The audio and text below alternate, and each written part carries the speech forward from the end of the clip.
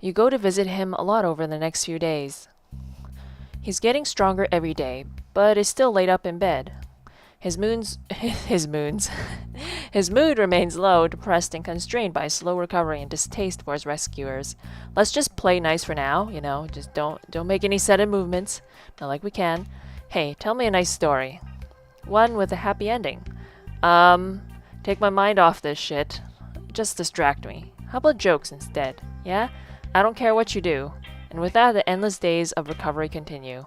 Do you guys have any books I can read to him?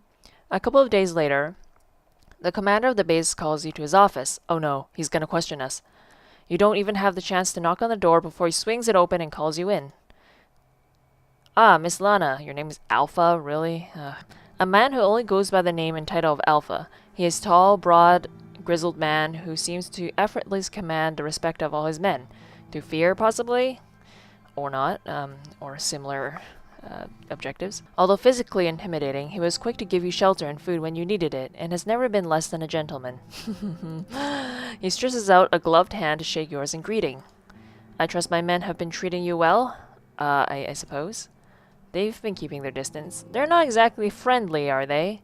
I'm gonna go with they've been keeping their distance, which is good. You stay away from me. They've been keeping their distance. A respectful distance, I hope. Yeah. Everyone here just wants you to feel comfortable. Yeah, that's just a little bit creepy. Okay. You wanted to see me. You shuffle awkwardly and glance around the room. The main attraction seems to be the radio on the desk. The radio sending out the signal that brought you here. How much food do you guys have? Like, do you have a growing farm or something? Ah, yes. I want to take you out. Whoa, that was very sudden. I'm kidding. Out? Out where? Alpha grins. Follow me. Like I have much of a choice. Out of the yard is a fleet of jeeps. Well past their prime. They're not much to look at, but amazingly, they do run. It turns out that this base is not only well stocked with food and water, but also with fuel and weapons and lots of other things that make the post-apocalyptic life more livable. Commandeering one of the jeeps, Alpha motions you to join him. Together, you set out in the wasteland. Yay, we're carpooling to somewhere. What? The vibrations beneath you invoke a strange sense of nostalgia. You start to believe you'd never see a car again, but now, we get to ride one. Life in Trash's shack have been bearable, but it looks like neither of you had any idea what you were missing on the other side of the Dust Bowl. Danger? That's what you're missing out on. Once Trash is up and moving again, he'll probably enjoy messing around with all these new gadgets, if they'll let us. We'll just do a few laps of the wider perimeter, Alpha's words snap you from your daydream. Okay, you're still not sure why he brought you out here. As the jeep advances, you get to see more of the surrounding land than you've glimpsed during your desperate journey. It is empty, but not blank. As you cover more distance, you see more signs that people once lived here. Skeletons of buildings, burnt campfires, shoddily made fences. Is the military the only thing left, or is there like a village nearby? Sad, isn't it? It's pathetic. That's a little bit depressing. It's inspiring, yes. Let's just go with inspiring. A little bit opposite of what he's going for. I think it's inspiring, actually. Communities always survived out here for years, with nothing. As long as some of us are left, surely that means there's hope. That's the thing right there. What? These people survived the end of the world. They should have been the best and strongest of humanity. But they died. Each and every one of them was weak. Oh god. And do you know what made them weak? By not having giant tanks, cars, a large military base to defend them? They had no structure. You mean their community, or tons of money to make those structures? I think it's time I told you about my vision. No, I don't want to hear your creepy vision. My vision for a new world. Alpha's eyes seemed to glint as he stared out across the expanse of dirt before him. Oh boy, it's story time. I'm not just talking survival. I'm talking about rebirth. These piddling little communities tried their best, but they were divided and just not strong enough. But we have things that they didn't have, weapons and machines, and, well, there are some old government secrets we're keeping under our hats. Well, no shit. Alpha winks at you, and you suddenly feel very uncomfortable. I added the very, because I would. When he says government secrets, does he mean... But of course, none of this means anything without men and women, without repopulation. Oh god. The uncomfortable feeling starts to grow. Alpha is being very cryptic, but you might just understand a lot more than he thinks you do. Yeah, it's because we kind of woke up from there. For now, I'll just say that there might be a way forward, but well, it's a complicated thing. By the way, where are the women? Besides us, of course. He must be talking about the Easter Initiative. Yeah, they did mention how they wanted to, like, pretty much destroy the world of all the people they deem bad or whatever and create almost like a pure new start of humanity or some crap like that. And he does say complicated. Does he know everyone in the project died, or does he mean something else? Anyway, I don't want to bore you to death with my foolish talk of a new world. Hopefully one day I'll be able to prove to you that I can do it. He swings the jeep round as if to head back to the compound, when suddenly... Shit, what? A mutie blindsides the jeep, leaping and clamping on the side, or to the side, and trying to clamber into the chassis or something like that. Hang on! Oh, he says that. Hang on. Alpha turns the wheel and the jeep jerks sharply to the left, sending the mutie flying back. But it recovers quickly and launches itself at a run towards you once again. You freeze, weaponless and exposed. Alpha moves, but not to grab the assault rifle sitting on his side. Instead, he grabs a whistle that is hanging around his neck and brings it to his lips. He blows and you hear only the faintest of high-pitched sounds. The mutie, however, suddenly seems frenzied, and it stops in its tracks and holds its head as if in terrible distress. He doesn't like whistles? Alpha jumps out of the jeep and strides towards the mutie, still blowing the whistle. By the time it reaches it, the mutie is lying on the ground, rocking helplessly. You think he's going to kill it, but instead, Alpha turns back and motions you to come closer. Hesitantly, you obey, climbing out of the jeep. Come and look. What? You step closer to the writhing mutie. Look into his eyes. Really look. Are you trying to turn him back? You look. As mutie continues to blow the whistle in short bursts, you stare into the mutie's eyes. Do you mean fear? Past the animalistic twist to its face, you can see signs of something else underneath. Its eyes are full of panic. Afraid. Human. Well, lots of things can be afraid, but I'll trust you on that. They're not monsters, you know. Oh, dear God. Just because a person is ill, it doesn't mean they're not a person. Well, we have to find a cure, nevertheless. I bet you've killed a lot of these unfortunates on your way here. We had to. Is that what your friend said? Well, that's what we believed, anyways. That boy can hide behind his kill-or-be-killed mentality all he wants, but isn't it a little worrying how easily he can dehumanize a person to justify murdering them? You want to protest that things aren't that simple, but you can't exactly deny what Alpha is saying either. Well, I'm pretty sure he's been around much longer than I have been, so what do I know? But Trash isn't the bad guy Alpha thinks he is. He's only ever killed in self-defense. Well, we better deal with this gentleman. Alpha grabs some hand and leg cuffs from the vehicle and slaps them on the mutie, completely subduing him. Tell me you have a cure of some sort, or are you guys just storing him up somewhere? He then hoists the still reeling man onto his shoulder and puts him on the back of the jeep. The whistle is good for calming them down, but it doesn't work for too long. Oh, but don't worry, he'll be as good as gold in those cuffs. You're taking him back to the base? Well, Alpha's eyes narrow as he gazes sadly at your wriggling passenger. We haven't given up on these poor bastards yet. Well, keep trying, that's for sure. I mean, if you don't have to kill him, don't, obviously. However, you guys do have a little bit more preparation and knowledge than what the average person does. And mostly an average person would react with fear, and probably self-defense. When you arrive back at base, 2 soldiers immediately come forward to seize the mutie and take him inside. Hopefully they're not torturing them, though. Gamma, who seems to be waiting for your turn, gives Alpha a grim nod. You can take care of him from here. Yes, sir. Then Gamma, noticing your confused look, turns and smiles reassuringly. You better not be torturing them. We have a quarantine section beneath the base. Don't worry, it's heavily guarded. Yeah, I'm not going to believe anything until I see it for myself, that's for sure. We're keeping the infected civilian contained while the science team works on the medication to cure them. Well, good luck with that. Or at least ease their suffering. One day we'll get there. I have faith in you, Gamma. Thank you, sir. With that, Gamma disappears back inside. I'd better get back to my duties, too. Doesn't exactly raise troops' morale to see a boss slacking off with a pretty girl. Alpha grins and gestures inside. When you start walking, he falls in step by your side. Still, let me walk you to your room. Sure. Thank you for indulging me today. And, you know, you can count on us for anything now. You're not alone anymore. Sure. I guess, for now. Alpha leaves and you drop onto the bed, his words echoing in your ears. The next morning, knock knock. Who's there? Is it Trash? You're woken by a knock at the door. Yes? Pulling the door open reveals an unexpected sight on the other side. It's Trash! Yay! And he brought breakfast. Clearly you can walk now. Morning. Good morning. You should be in bed. Wow, you're looking good. Of course he's looking good. No, I know that's not what you meant. I'm gonna say it though. Hey, don't I know it, babe? I'm not gonna get better if I just lie around and let myself waste away, right? Yeah. He brings a tray of food inside and you eat together on your bed. It's still all the stuff from cans, but it's a lot less depressing to eat with actual cutlery. So, hey, I've been meaning to ask. What, you didn't happen to grab my goggles, did you? No. You think back to the cave-in. They were destroyed. Trash sucks in a deep breath. I mean a sharp breath. Right, of course, makes sense. I'm sorry, get over it, say nothing. Oh, I'm sorry. I'm sorry, I know they meant a lot to you. Nah, I'm just being a baby. Ain't I? Well, no, you're allowed to be, you know, sentimental and attached to something that you remember Billy by. I could have lost something a lot worse.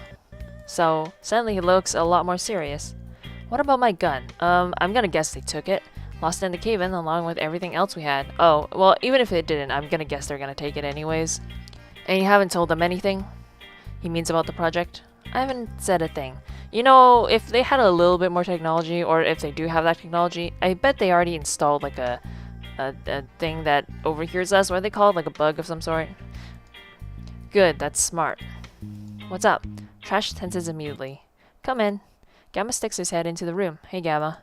Oh, you're both here. Yeah, we are. You got something you want? Oh my god, don't be aggressive. Just play it cool, buddy. I just came to invite Lana to breakfast. Oh. She's already got a date. Alright. Well, this crazy territorial behavior is near for Trash. So, you know, buzz off. Right. Dude, don't be mean. I don't want them to attack us. Gamma backs awkwardly out of the room. Sorry, buddy. Maybe some other time. Trash's eyes lingers after him, hard and mistrustful. Mistrustful or not, we still have to play it nice, alright? Later that day, you're heading to the mess hall to get some dinner.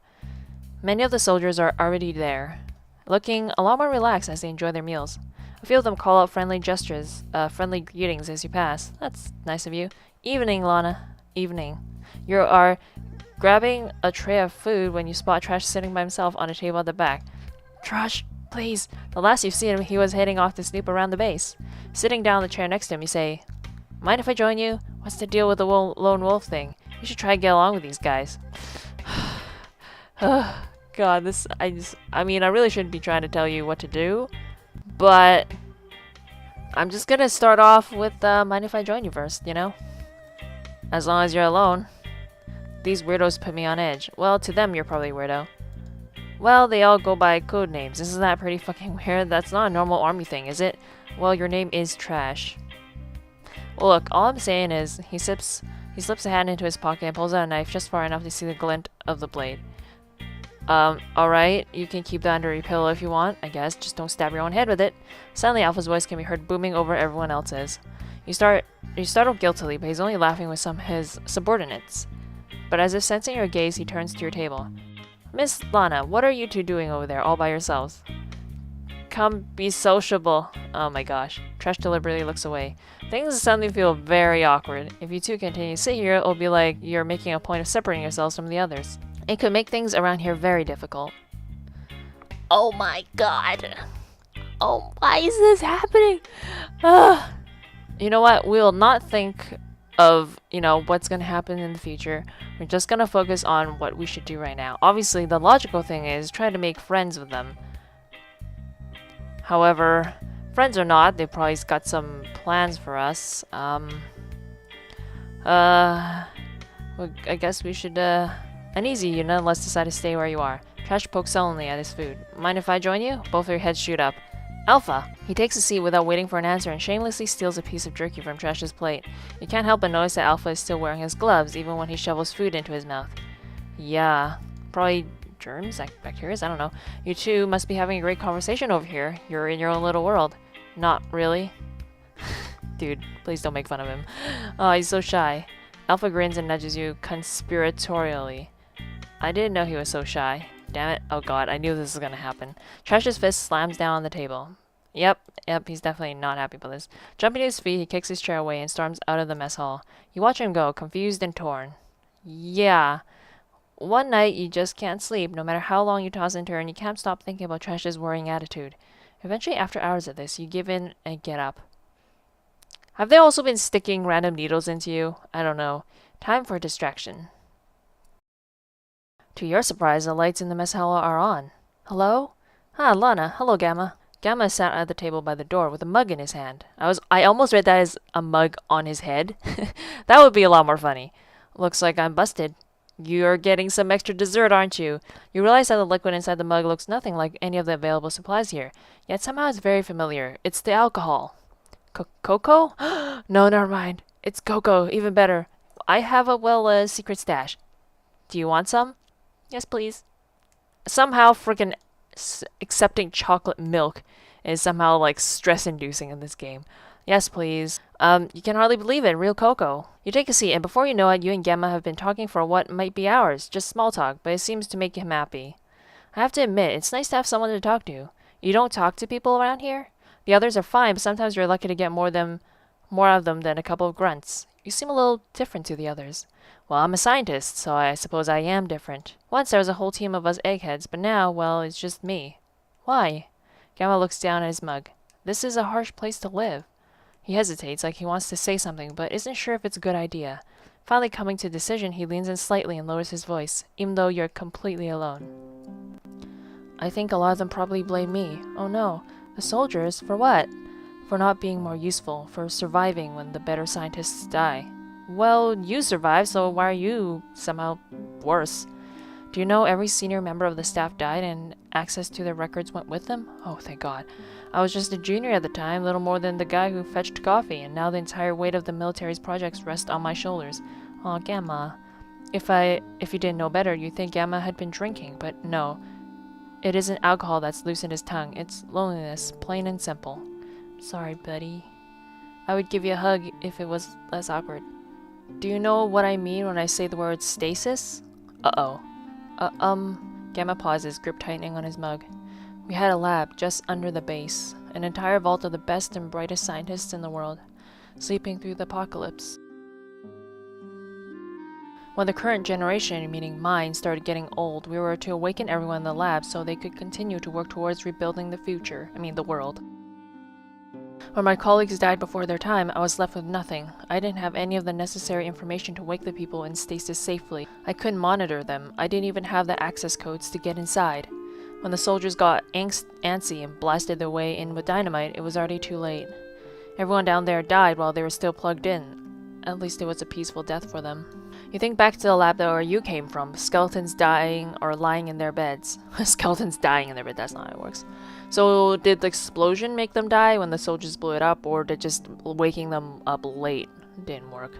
But the thing is, they were designed to last 100 years, so it doesn't make sense that they died so early. Gamma looks so pitiful, hunched over and suddenly so old and frail. Part of you yearns to reveal who you are, where you came from, but that doesn't seem like a good idea. I'm sorry, please forget everything I just said. It's all nonsense. Anyway, more importantly, I've been meaning to ask about your companion. Trash? What about him? Is he okay? He seems so tense. He's never hurt you, has he? No, of course not. Of course not. He means well. Well, his jokes can be pretty painful. Okay, now's not the time to be joking. Of course not. Oh, good. Please, I mean, no offense. Listen, Lana. I know you must feel that you owe him a great deal because he has looked out for you in the past. But these men here, they're good men. We can look after you now. The question is, do I want you to look after us? I really want to just find more about what the heck is going on and then decide from there. Finishing the last sip of his cocoa, Gamma gets to his feet. We can all look out after each other. He squeezes your shoulder warmly before leaving the room. Good night, Lana. Good night, Gamma. Even after he leaves, you remain in the mess hall. By the time you head back to bed, it is already daylight outside. Over the next few nights, you make a habit of visiting the mess when you can't sleep. Gamma is always there, without fail, sitting at the same table with his hands clasped in front of his chin, hunched over in thought. Also, without fail, he always invites you over with a warm smile as soon as he notices you. Sometimes that isn't until you've already been standing in front of him for a few seconds. He's clearly a man with a lot on his mind. Tonight, you're a little later than usual. It can no longer really be called night. You catch Gamma just as he's leaving, almost bumping right into him in the doorway. Ah, Lana, I thought you weren't coming. I think I'm finally sufficiently exhausted to get a couple of hours sleep, but please feel free to stay as long as you like. You know where my cocoa is hidden, right? Help yourself. Thanks, buddy. Well, is there a way to obtain more? Because, if I help you drink it up, it's gonna disappear pretty quickly. He passes by, and with that, you're alone in the mess hall. Settling into a chair, you wait for the sun to come up. A scuffling sound and a shadow passing the doorway suddenly makes your back go rigid. I'm gonna guess it might be Trash. Gamma is easy enough to talk to, but it's hard to feel comfortable around the other gruffer soldiers, and you're not sure how to get along with one of them by yourself in a deserted room. Except the shadow doesn't stop and turn into the room, but keeps moving. You catch a glimpse before it disappears from view, and can't help but blink in surprise. It's either Alpha or Trash, I'm guessing. Trash? Yeah, it's Trash. Wondering what he's been doing on bed, you creep to the doorway, not entirely sure why you're creeping, just knowing that it feels appropriate, and squint after him into the darkness. The way he's heading leads to only one destination, the exit. Is he leaving me here? Because he doesn't fit in, and we're gonna have to talk about this. Or it doesn't feel like he fit in. You follow him silently all the way to the large metal door. Any possibility that he might simply be lost is destroyed in one motion as he pushes the door open and steps out into the dim early morning light. Where is he going? Even as you whisper the question out loud, you feel in your heart that you know the answer. He's made no secret of his distrust of the army. For days now, he's been unable to sit still. His body is always tense, his eyes alert and darting about at the slightest sound, like he can't relax as long as he's in the base. What if he actually did something to him? I'm not sure. Maybe he's only going out for a walk to get a breath of air, but maybe it's not that. Maybe he's had enough. Maybe his paranoia grew too strong while you're busy talking about Coco with the very people that he couldn't bring himself to trust. Maybe he's leaving for good. Before you can turn it over your head anymore, you're already out the door after him.